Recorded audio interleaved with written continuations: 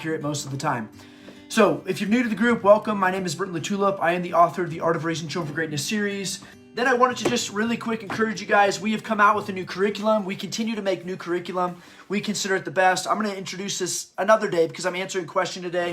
But we have just come out with our new spelling curriculum. This is just a proof. You don't have that bar across. I didn't actually write this one, but I helped oversee it, edit it, and I did design the covers. So those are pretty cool. So you can see those. Spell King. And these use our principles, the principles that we talk about in the book, principles for raising children for greatness. And I'll explain why they're great spelling books some other time, but they're there. And of course, Dino Hunt, if you haven't got it, it's a great book for younger kids. It's more of a fun one, but it is poetry. We've talked about why poetry is so important. And it's kind of, actually girls love it, but it's poetry for boys. Boys aren't usually interested in a ton of poetry at younger ages, kind of more of a girly thing, sadly, but poetry is really important for public speaking. It's really important for writing and just communicating well.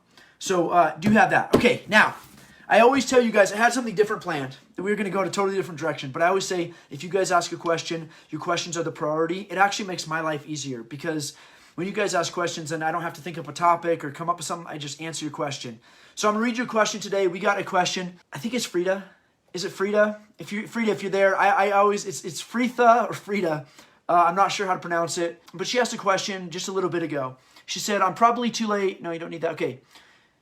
Wanting your recommendations for teaching. We are reading Heroes of History and old landmark books for history. You've mentioned many times or many biased teachings of history. Do you think these are accurate enough, and do you know of more? We love the Heroes books particularly, but they only have so many. Okay. So really quick, I'm going to answer that, and then I'm just going to give you a general discussion of how to look at history. But first, do I like the Heroes history? Yes, I do. I'm familiar with it. We have some of their books. My kids have read some of them. Do I think that they're accurate? To an extent, I do think that they're accurate. They're very mainstream, and we're going to talk about the political philosophy, the bias that's behind those books. Like, what is their worldview? Where is it coming from? It might fit your worldview, but it definitely has a worldview. We use them. Like I said, my kids read them, but it's really important to understand where the publisher is coming from. And you also mentioned landmark history. I don't know a ton about landmark history. I just very quickly looked them up, and I did notice one thing. Heroes of History, landmark history, they both do, I believe, Abraham Lincoln. They both talk a lot about the freedom.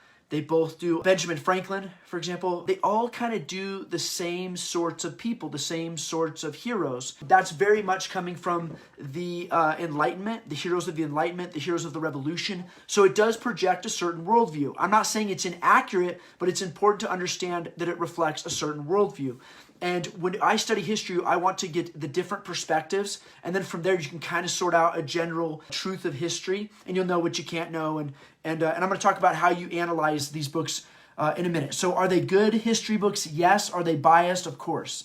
I would say most history is biased. That's why it's important to get different perspectives of history. So landmark history and heroes history, what is their political bias? Well, right away, I can see that heroes history comes from a Protestant. And it's tough to say just Protestant because there's so many different denominations. It comes from a more American or radical Protestant worldview, and it's tied into the Enlightenment and the freedom movement. You probably love that. You think, okay, that's great. I believe in freedom. I believe in what this country's founded on and liberty and stuff like that. But that's definitely a worldview. It was definitely controversial at the time. And I don't want to get into that, whether it's a good thing or not a good thing. It certainly happened, but it's going to reflect that worldview. So as a Christian, would I necessarily pick up Benjamin Franklin and think he's a big hero? Benjamin Franklin is a key player in the Revolution. I think he's in Revealing School, I talk about socialist fables and how most of these heroes have been handpicked by the people who founded this country, who also participate in the French Revolution, many other revolutions. It's all one movement. These are their heroes. So is Benjamin Franklin a great Christian hero? No. Is Benjamin Franklin a Christian? No. In my opinion, no. And I've studied them quite a bit, and that's a huge change. I was brought up that every one of the founding fathers was devout Christian, and they all, this was founded on Christian principles. I don't think Benjamin Franklin was a Christian. He was a Freemason. He was a radical. He went over to France, got support from the radicals over there for our revolution. He was a big proponent of the liberty movement. And again, we love liberty. We think that that's a good thing. If you really want to see the liberty movement revealed, look at the French Revolution. Look at the Jacobins. That's not the first time that movement came to a head. They're not all good people. So Benjamin Franklin's kind of been, we know the myth, and he's a scientist, he's a great thinker and all that stuff. I would say that they propped him up as a great historical figure. And it's funny, I can almost always tell right away just by who they pick as their heroes. Oh, I know this, I know the background, I know who these people are, I know what Protestant heroes they're going to pick. So we're just talking about those. You have to go and go back. We're just talking about those two series you recommended, Heroes of History and Landmark History. And I'm talking about how, I think that they're good. Okay, so history, those two series. So are they good? Yes, they're good. Your kids should use them. Your kids should study them. It doesn't matter if there's a political bias in the history curriculum, because there's always some sort of bias in the history curriculum. It's only important that your kids know how to analyze it. They know how to separate fact and narrative and fiction. And, both of those series are fiction. They're historical fiction, but they're fiction. So they need to understand what is fact, what is fiction, and then what is the narrative. So the narrative in those books, at least in the Histories of Hero, it comes from a Protestant, Puritan, revolutionary liberty doctrine background. Those are all tied together. The Puritans are not just these devout Christians who come to America. You go back to England, the Puritans are actually the radicals. They're the ones that are going to overthrow the king. At the time, the Puritans were persecuted by the king, you've been told, and I think that the Pilgrims were, but the Puritans were persecuted by the king because they're very radical. They were openly calling for the overthrow of the monarchy of King James, and eventually they are going to overthrow the monarchy. They're going to cut off the head of the King of England. So he had a right to be a little bit concerned. It wasn't James, it was going to be Charles. And then, of course, if you know the history, eventually there's going to be the Glorious Revolution, and the radical Puritans are going to, and combined with the Jews, of course, who are going to fund it from the Netherlands, are going to overthrow the monarchy in England. And today there is no monarchy. She's basically a mascot, Elizabeth II. She's basically a mascot. There is no monarchy. She is a kind of like a figurehead, but she has no power. The monarchy was actually overthrown in the 1500s.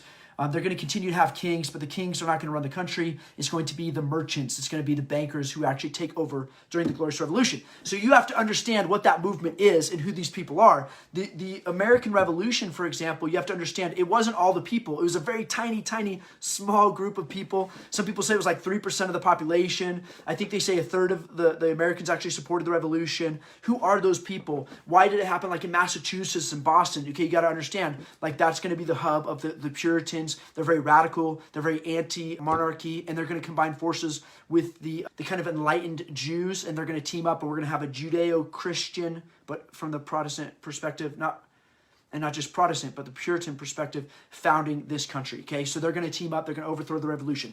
So all I'm trying to say with that is just teach your kids these things which we're going to get into now. Okay, but before I do that, and we're going to talk about how to analyze history. You have to teach your kids how to analyze history, knowing the motive and bias behind it. Okay, you asked, are there anything I'd recommend? Another guy I'd recommend is G.A. Henty. He also comes from that kind of Puritan, in my opinion, Puritan, enlightened Protestant background. And again, if that's your background, there's nothing wrong with it. Just understand there is some bias. For example, I love a lot of his books. There's one, it's For the Temple. It's really good. It talks about what was happening before Jesus comes onto the scene. The Jews are waiting for this Messiah, and they're going to try to overthrow the Romans, and it's going to end in disaster, and there's all these different fractions. A lot of people think that the poor Jews, the Romans just came in and conquered them. What a lot of people don't understand is, about half of the Jews at that time were already pagan. They invited the Romans in to conquer the other very devout religious Jews, and they paganized it. So by the time Jesus comes on the scene, Israel is extremely pagan, okay? So that was a great one. But G.A. Henty, I've read some of Henty's. He's wordy, but good. Yeah, and you know what? So you said kind of like a docudrama where there's an audio series that they've done. It's actually incredible. You can look it up. Gosh, it's like that. I think that Growing Pains guy, I forget his name all of a sudden, but I think he is involved in making those. But they did some great audio books. My kids love them. But then they do Under Drake's Flag. Drake was a pirate. He was funded by Elizabeth, the first Queen of England. And you have to understand it's very Protestant, and here's why I say that. Because if you come from a Protestant background or a Catholic background, your view of, it's heirloom audio, okay? Your view of history is going to be very different. And so Drake is a hero from our perspective, and they actually, G.A. Henty makes him a hero, but he's actually a pirate. He actually kills a lot of innocent Spaniards who are, merchants and stuff like that, bringing different goods back from the New World, and he's a pirate. But because he's attacking the Catholic nation of Spain, he's considered a hero. But he's certainly not somebody I would think of as a hero or somebody I'd want my kids to look up to. But in this series, because again, he's attacking the Catholics, they make him out to be a hero. So when I talk to my kids about it, we listen to the series, I just say, listen, there's two sides of history. If you're a Catholic, this guy's a pirate, and he's killing innocent merchants. If you come from the Protestant perspective, like Queen Elizabeth, she thinks, well, this is necessary. We have to stop these Catholics. They're shipping gold from the New World. We need to capture that gold, And what made it controversial is, of course, he doesn't fly necessarily his flag. He's a pirate. So anyway, see, there's these two different perspectives. There's these two different narratives. So anyway, yeah, and so I mean, they make him out to be more of a hero than I would say that he really is. He is a pirate. Okay. So again, we would use all of those history books. And if you go to Blue Manor Academy, I think we have some great history books. It is going to all be from that, at the very least, it's going to be Anglican, or it's going to be that Puritan perspective of Christianity, that kind of Protestant, Puritan, Anglican perspective of Christianity, if that makes sense. So you read Charles Dickens' history, but anytime he talks about a pope or something, he gets really angry. He's also very anti-monarch at that time. So he's going to be very, because again, he's progressed so far along. They have a parliament, they've overthrown the kings. So he's going to have that kind of anti-monarch, anti-high church perspective, and he's going to promote more of like the Puritan perspective on Christianity. There's nothing wrong with that. That might reflect your worldview, but again, it's you got to understand that there's going to be some bias in there. I wouldn't hide those history books from my kids. I just expose them to a lot. And then the only thing I have a problem with all of these is they're historical fiction. And historical fiction gets really dicey. You're going to watch a lot of History Channel is probably the most inaccurate. They're so bad. Hollywood is producing tons of docudramas right now. They're going back and rewriting history. They're not just spicing it up to make it more entertaining. They're literally presenting a different narrative, a false narrative of history. So again, anytime you look at fiction, you have to be really careful. That author has his own story he's trying to put in, his own narrative, his own perspective he's trying to tell. It's not really history, it's historical fiction, meaning it's not true, but it happened kind of based on historical facts. So I would always be careful with historical fiction. I prefer pure fiction, and then I prefer that our kids know the background of the author, like what is their agenda? Is this a Catholic author? Is this a pagan author? Is he an enlightened? Is he a communist? And because they're gonna weave different narratives throughout the history, so you have to at least be aware of that. Okay, that's one. I probably should stop it. I don't know what my time is, but what I would say is how do you analyze history? I'm gonna call it the 6 P's of studying history. These are the things your kids need to know to understand any history, and then it doesn't matter really what they read. They'll be able to analyze the history. The first thing you need to know is the place. Where did this event take place? Jerusalem is huge. Jerusalem becomes a merchant city. It's like just in the perfect joint of the Mediterranean. So you have all these different people coming through there. They're going to become bankers. They're going to be huge by the time Jesus comes. They're going to talk about the money changers. It's going to be huge. They're going to become a banking hub. And the Jews are going to continue that throughout their history. And it's going to become controversial later. So you know the place and why. Like, why did they become merchants? The other thing is they could no longer have a monarchy. They no longer have political rights because they were a people within a people. They've been conquered by the Romans. So know the place. It's significant. When you talk about Hannibal and he's crossing the Alps, or these different historical events, you have to understand the place. I always say that geography is the canvas of history. So whenever you start reading a new history book, you should get out a map. You should study the terrain for a little bit. Give your kids something tangible like that canvas that they can kind of piece the facts to. They can see it in their mind. Okay, that's one. The second thing you need to know is the people. You need to know these are the Jews. These are the Romans. What are their worldviews? The Romans are pagan. So are most of the Jews, or a lot of the Jews at this time. There's going to be 3 different divisions of Jews, but we'll get into that. So these are the Jews. These are the Romans. Just the big perspective of who are these people. But that's not as important as the players. Know the players. You have the Romans, and the Romans are cool. You can study the Romans to death, but you have to study Julius Caesar him independently. He was a player. Most of the Roman soldiers, they're going to follow orders. They're not big players. But, Julius Caesar, for example, he's a big player in the scene. You'd want to study him. He alone is going to make policy. When you look at the history of England, you have to study the kings, the monarchy. Then you have to study the merchants and the bankers because they're going to go head to head. They hate each other, and they're going to be back and forth until finally one gets the upper hand and the kings are overthrown. But you have to know the players. It's not enough to say in World War I, the Germans did this, because the Germans are a bunch of fractions of different people. So when Germany goes to war with Great Britain in World War I, and this is horrible war, you have to understand there are lots of German citizens inside who are rooting for the other side, who are actively trying to overthrow Germany from within. There are communists, the Spartacus League. They're actually gonna stage a coup and overthrow the Kaiser or the Tsar or the Emperor of Germany during World War I. He's gonna flee the country. They're gonna take over. So you have to understand, like even in Russia, you can't understand the Russian Revolution if you're like the peasants rose up and no, it's totally different. You have to understand all of the players. You got the Tsar, you got his family. He's actually cousins with the Kaiser. He's actually cousins with the King of England. So you have these three kings of these three countries. They're all going to war. The kings at this point, their hands are tied, and there's a lot of other major players that we don't even know about. But when we study it, we just say, oh, the Germans went to war with Great Britain, and you have to know the players, not the soldiers, not the peasants. You have to know the players. Who are the players? You have to understand the politics. Again, you can't say the Russian people believe this. You have big divisions. You have some of the Russians that are absolute anarchists, communists. They want to overthrow the Tsar. You have a ton of the Russians who are Orthodox Christian. They support the monarchy, and they're two opposing forces. It'd be like saying that Americans want to build a wall on the southern border. Well, not all Americans do, huh? Maybe half of us do. Maybe half of us don't. So within each population, you have to study the individual groups of people, and then you have to study the players. If you look at Trump, he's brought totally different perspective to the Republican Party. He's going in a different direction in many ways. A lot of the establishment Republicans are against him. He is a major player, a policy change. So you can't say the Republicans are doing this. He's at the head, and then they have their head on the other side.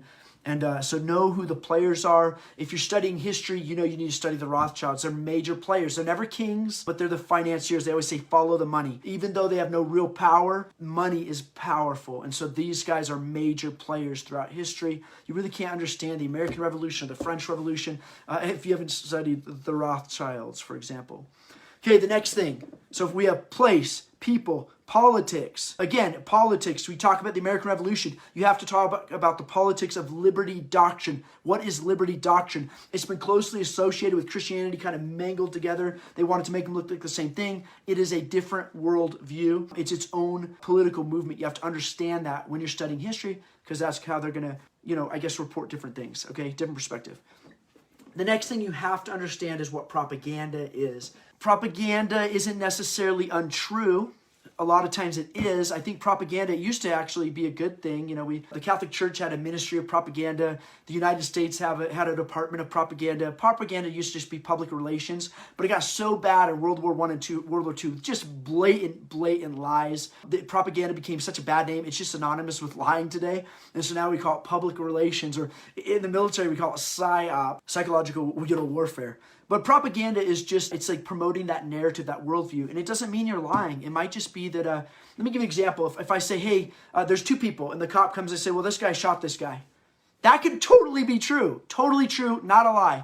But I might leave out the fact that this guy shot this guy or at this guy first. See how that changes the whole story? But I didn't lie. This guy really did try to shoot this guy, but I just didn't tell you that this guy shot him first. Does that make sense? So you have to understand propaganda. So like Fox's Book of Martyrs, I read that cover to cover, and you're like, when you get done, you're like, man, those Catholics, the Spanish, the French, and I'm even French, right? Those French are so evil. They're so evil. They commit all of these atrocities. I'm not saying some of it's not true, but then you also have to understand Fox's Book of Martyrs was commissioned by Queen Elizabeth as anti-Catholic propaganda. So it doesn't mean it's not true, but the book's been written like 19 times. Some of the atrocities have not been verified. So you have to understand, like, these people, the purpose of this book was to attack this. When you talk about many of the writings of the liberty doctrine, it's to attack monarchy. It's to attack the established churches, the high church Protestant churches like Anglicanism, and the high Catholic Church, Orthodox Church, is to create a new independent, democratic, Puritan, congregational church. You have to understand that. So when they're writing things, there's a narrative. There's a lot of propaganda. For example, we knew that a lot of Americans didn't like kings. Many of them had fled from kings to come to America. So a lot of the American Revolution was pinned on King George, and he's evil and he's a tyrant. But King George isn't necessarily making any of these rules. Parliament is running England at that point. We didn't have representation in Parliament. But again, it was really good propaganda to attack King George. So again, understand the propaganda. If anybody was terrorizing the colonies and there was tyranny, it was coming from Parliament. It wasn't King George. He had very little power at that time. Okay, so propaganda is really important. I could go into more World War II propaganda. I mean, blatant lies. If you want to understand why people don't, there are Holocaust deniers, okay? You have to understand the nature of propaganda. Coming out of World War II or World War I, there was such blatant, crazy propaganda that nobody believed anything anymore. And there's something called atrocity propaganda, and it's okay. We believe in the military. It's useful. It's necessary, and we consider it just like a missile. You know, missile is a weapon of mass destruction, or a nuclear weapon. Like if we're going to use nuclear weapons, propaganda is a weapon of mass destruction. You have all of these soldiers. They don't necessarily want to leave their families. They don't want to go to war. If you can convince them that all of humanity is going to be destroyed if they don't go to war. If you can convince them that the other side is eating babies and just the most atrocious, sadistic monster in the world, it is so much easier for soldiers to put on the uniform and go to war. It also undermines the effort in the country. If you think that the person in the country is a sadistic psycho killer, you may not defend him. Like if we're in America and somebody attacks us and they say, we just want to overthrow Trump, and you don't believe in Trump. You think he's a horrible person. You think he's a monster. You think he's killing people, and he's just the devil incarnate. And this country wants to attack and overthrow Trump. You might say, yeah, I can get on board with that. And that's what happened in the French Revolution and the Glorious Revolution. They turned the kings in Russia, you know, the czar and stuff, into monsters. People that there's tons of propaganda, right? So that the people turned on their own kings, killed their own kings, which is something new. So propaganda works. Whether it's good or not. I say like Saddam Hussein's son, Uday Hussein, whether he had rape dungeons and he was a pedophile, sadistic, murderer, torturous, whether that was true, it didn't matter. We would have said it was. Because it's easier to go to war when you believe that.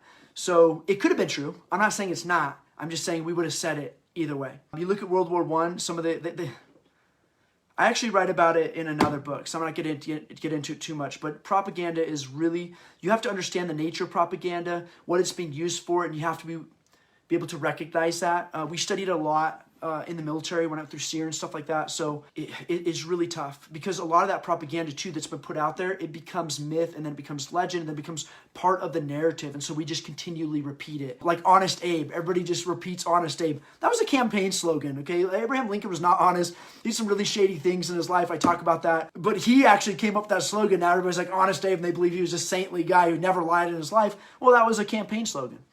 But it kind of, then it fits the narrative, and then we write books about it, and then we continue to repeat that narrative or that propaganda.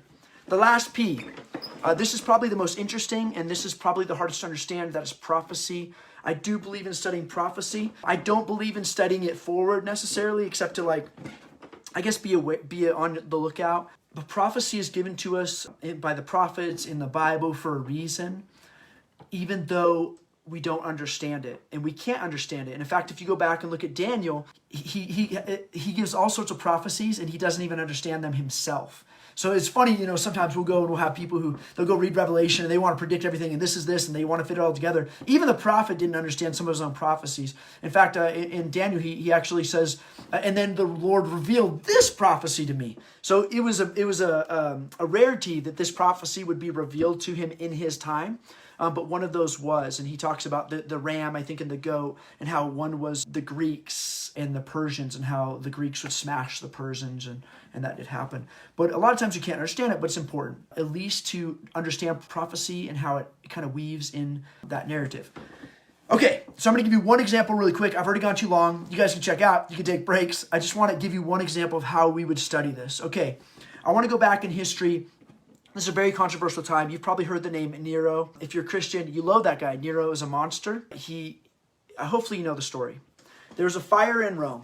This is just the facts, okay? This is the facts, and then we're going to start breaking it down. What's true, what's narrative, okay? So there's the facts. In the place of Rome, there's a fire that breaks out. there's a guy named Nero. He's an emperor. And Nero is the emperor. That's a fact. And this fire breaks out. It burns a whole bunch of land down. And it just happens to be in a place that Nero has already asked the Senate if he can tear it down. And he wants to build these, I think it was like amphitheaters or something like that. Colosseum, something like that. And they had said no. And then it burns down. That's all we know. It burns down. Okay, those are the facts. The place is Rome. So we have Rome, we have the Mediterranean. You also need to know Jerusalem, because the Jews and the Christians are going to be tied up in this mess. Jerusalem is part, and this is why you have to know the geography and the setting. Jerusalem is part of the Roman Empire. It's where the Christians and the Jews come from, of course. Then you have the Romans, the pagans, okay, in Rome, far away from Jerusalem, but tied together. The people, you have the Romans, which are pagan. You have the Jews, which are pagan, Christian, and I don't know, I guess it would be the religion of Yahweh, the way, the Old Testament religion. So you have those three religions within the Jews. Okay, politics. You have paganism, you have Zionism, and you have Christianity, all competing with each other.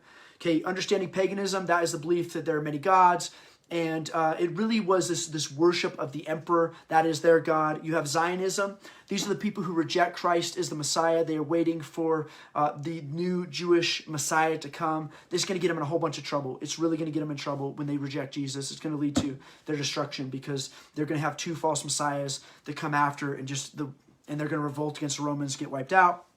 And then you have Christianity. Christians are Jews, mostly Jews at this time, but there also are some Romans and some Greeks and stuff like that, and they believe the Jewish Messiah has come, and he's not here to overthrow Rome. He's here to set up a spiritual kingdom, which will be known as the church. Okay, those are the politics. Now you have the players. You have a guy named the Apostle Paul. The Apostle Paul's a Jew, but he's a Christian. So he's not an Old Testament Jew anymore. He's broken from them. He's actually only associating with the Greeks and the Romans at this time. He's sick of dealing with the Jews. He says that in the Bible. He's cut off. He's now in Rome. And he's traveling around to these different churches. He's in Rome, of course, because he's been taken prisoner. The Jews, not all the Jews, not the Christian Jews, but the pagan and the kind of Old Testament, you'd say Orthodox Jews, something like that. They have imprisoned him. They've sent him to Rome. He's going to be on trial. He's in Rome. Now you have Nero as a player. Nero's a big player. Nero has nothing to do with Christians. He's a pagan emperor. But he has a close tie to the Jews. In fact, there are going to be other people who hate Nero and say the Jewish moneylenders own Nero. They control him. So you can actually read from the Roman perspective of history. They don't care about the Christians, but they don't like Nero. They say he's controlled by the Jewish moneylenders. You have Nero's wife. Nero's wife supposedly converted to Judaism. This is really interesting. So the Jews claim, if you go to the Jewish Encyclopedia or you read like the Jewish Talmud, there's two references. One, they claim that Nero's wife is certainly a Jew. They also claim that Nero converted to Judaism. It is so funny because Nero is the antithesis of evil in Christianity, but when you read it from a Jewish perspective, he's actually a hero. He was a champion of the Jewish people. He treated them really well. They love the guy. Or maybe not love him, but a lot of them consider him a good dude, on their side. Okay, so those are the players. Okay, the city burns, that's a fact. Now you have the propaganda. The city burns, and the Senate, the Romans who hate, the pagan Romans who hate Nero, remember they are the people group, they're Republicans. They don't like the emperor. It's still controversial. The emperors took power by force, basically, starting with Julius Caesar, who became a dictator and so on. So they're anti-emperor, and they're going to say that Nero burned it down. And that's going to be his narrative that sticks. We don't know that Nero burned it down. He didn't admit to it. It certainly looks suspicious. He's accused of it. So that's propaganda. It doesn't mean it's wrong. He might have burned it down. We don't know that. The Christians are going to side with that narrative and say, yeah, he burned it down. And then how did the Christians get stuck with the blame? I'm going to say probably the Jews. I'm going to say the Jews, the Jewish moneylenders, maybe his wife. They hate Christians more than they hate the Romans. They're good friends with Nero, and they're going to say, hey, it's probably these radical Christians, and that's how we get tied up in this mess. And eventually, the Christians pay for it. They're put in the Colosseum. This is one of the most, I guess, notorious events in Christian history. Of course, many of them are burned alive. He lights his dinner parties with them. He hates the Christians, and this is going to trigger a war between the Christians and the Romans. Not a physical war, but a kind of a spiritual war. They're going to go to head-to-head. But there's three groups in there. There's the Jews, there's the Christians, and the Romans. They all have different interests. The Romans certainly aren't controlled by the Jews. They have their own agenda. The Jews have their own agenda. Many of them are Zionists. They still believe that a Messiah is coming. They still believe that they're going to have a ruler who's going to rule the world. And then, of course, you have the Romans who believe that their guy, their Caesar, is like God, and that they are that Rome itself is a religion in of itself, a world religion. Okay, and then the last one is prophecy. Prophecy is interesting. Many people claim that in Revelations, John is talking about, when he talks about the mark of the beast, they associate that with Nero's name. They talk about these 3 hills of power. And so that is tied into prophecy. Other people would say it's not. So we don't know for sure that Nero had anything to do with the mark of the beast. Okay, or the Antichrist, anything like that. But anyway, I would always tie prophecy into your study, because we know prophecy is given to us for a reason. We know that things are heating up and it's going a certain direction, and you should read history like that. It's very, very enlightening. When you study history, if you didn't know about prophecy, you wouldn't understand why the Jews are being taken away and why they're being brought back, and then they're taken away, why they're brought back. You couldn't make any sense of it without the revelation that this is God working through these people. Of course, they reject Christ, and now it's really horrible, but they reject Christ, and now they're going to be punished because of their own rejecting of Christ. If it wasn't by God's hand, it's because they rejected Christ. They're going to continue to look for false messiahs that are not the Messiah. They're going to revolt against Rome, and there's going to be 2 destructions. Jerusalem's going to fall in the second one, and the Jews are going to go into exile. This is a huge part of history, and now the Jews are going to be, anyway, that's another story. Okay, so that's it, guys. That was already long-winded. I hope you got something out of that. Fritha, hope you're still here. I hope you got something out of that. Heroes of History, yeah, absolutely read it. Landmark History, sure. Landmark History doesn't even really come. It's more of a secular liberty, I'd say, doctrine kind of. I don't even think it's very Protestant. It's Penguin Random House. That is not even an American company. I believe it's German, is what I looked up right before. It's going to promote liberty doctrine. But I would say read it. Just understand the narrative. Understand who's publishing it. Understand what their agenda is. G.A. Henty. I love those books. Understand the narrative. I do think some of his heroes are not heroes, but because they were kind of champions of Protestantism, they are put up as heroes. But it's interesting history. And I don't want to filter out that bias. I want my kids to know that there's these 2 different clashing worldviews now. You have Anglicanism, Puritanism, Anglicanism, really, and you have Catholicism. They're going to go head to head, English and the French and Spain, and you have to understand both perspectives. So even if I was talking to a Catholic parent, I'd say, still read the books on Blue Manor. The reason we have so many books from that perspective is because it's English, and the English perspective is going to be the Protestant, and then go into the Enlightenment doctrine. And your kids can read it and understand it, that this is the worldview that these people are coming at. This is how they view Catholicism.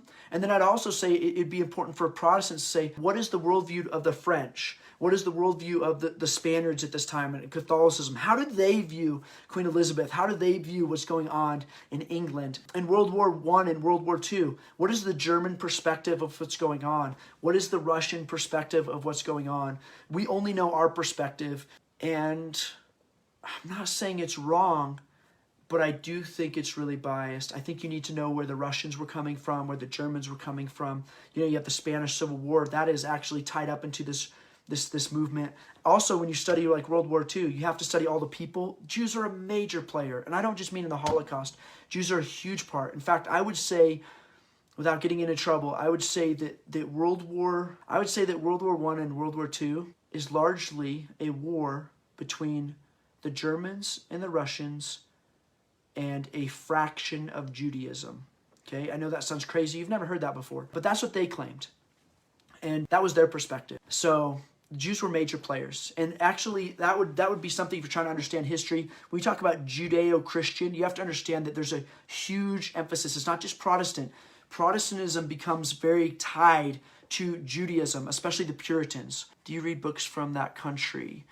Yes and no. I do, but once you understand the movements, you understand the perspective. Every king is a tyrant from the Puritan worldview. It doesn't matter if it's a benevolent king or a horrible king, it's a tyrant from that worldview. Everything that the Catholics do is anti-Christian because they have hijacked it, and the Puritans are the new church, and they are tied back into the chosen people, the Israelites. They even when they come over here, they believe this is like the new promised land, America, and that's going to be definitely tied into who we think we are as a people, our destiny.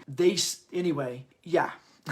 So I would say if you really want to understand history too, study Jewish history, because the Jews didn't disappear, show up during the Holocaust, and then found a nation of Israel. Okay, the Jews have been at work.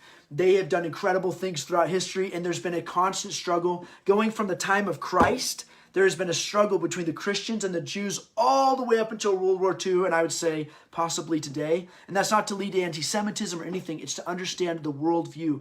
They reflect two different worldviews. And then you have kind of like the more Puritan American Christian worldview, and it's like a perfect in the middle. It's Christian, but it's tied to the Jews on that side. But you have to definitely understand those philosophies. And then you can understand the American Revolution. It's very much tied to Judaism, the French Revolution. These are going to be movements, these two worldviews coming head to head between the Jewish bankers and the Catholic, I'd say the Catholic monarchs are going to go head to head. And then you can pick a side. You can say who's right and wrong. But you have to understand the players. So, okay. I'm done. This is probably very long-winded. Do you have any other questions? I don't know what to call. Is it Fritha? I don't know. You have to please send me a message. I'm going to call it Fritha for now. Do you have any other questions? Hopefully I answered your questions. And we can talk about some of this a little bit more. I just kind of did that on the fly. Even those 6 Ps, I just kind of came up with them a few minutes before the show. So there might be more things we have to add to that. But I would say those 6 things: place, people, politics, players, propaganda, and prophecy. Those are things I'd always be talking about in history. You know, if you read the history of the Turks or the Greeks, they're going to have a totally different perspective from the Christian worldview or the Protestant worldview, the Catholic worldview. Does that make sense? The Jewish worldview, okay? Many Jews, their vision of history is that everything is leading up to the Messiah. Okay, and then the church is saying, no, that Messiah that's coming is the Antichrist, because it'll be the Messiah that rules the one world government. And you'll think that that's the real Messiah because he'll take over. He'll fulfill what the Old Testament Jews, some of them, the Pharisees, thought was going to be the Messiah. He's going to fit that agenda, and everybody will start to think, wait, it wasn't Christ. Like, this must be the Messiah, right? So you have these two worldviews coming head to head. But if you look at even modern Jews like Ben Shapiro and stuff, they still believe that the Messiah is coming. And if you ask them who it is or when it is, they say, we don't know who it is, but it'll be the Jew who brings all of the nations into one world government. Puts all the nations on his feet. We believe as Christians that's already been done. Christ established the church, his eternal kingdom on earth. And if you really want to understand what's going on with the revolutions in Europe and communism, capitalism, I'm telling you that is central. That is it. It's these two worlds coming to clash. And you can see that it's setting up with all of this stuff is coming to a head into a one world government, which is if it hasn't been formed, it's forming. And you can see it forming around you. And it's going back to the American Revolution. All of that is part of it. I know that sounds crazy. I'll have to explain it someday and lay it out. It's absolutely true. And the reason you think, oh, it was about liberty and the right of speech and all this stuff is because that is the narrative that has been fed to us since the time that we were kids. But you go back and look at history, you look at what you look at the things that were being written and said at the time, you understand that it was a different narrative, different people, different narrative. Okay, I'm done. Okay, thank you so much. Hopefully, if you have any more questions, just ask them next time. I'll try to be a little bit more prepared and more concise. I tend to ramble. I could go on and on and on, and then I open cans of worms. I open big cans of worms, and then I hate to end on that. But if you have any questions about anything I said today, let me know. Okay, guys, I will talk to you next Wednesday. Thank you so much for joining me. We'll talk to you later. Bye.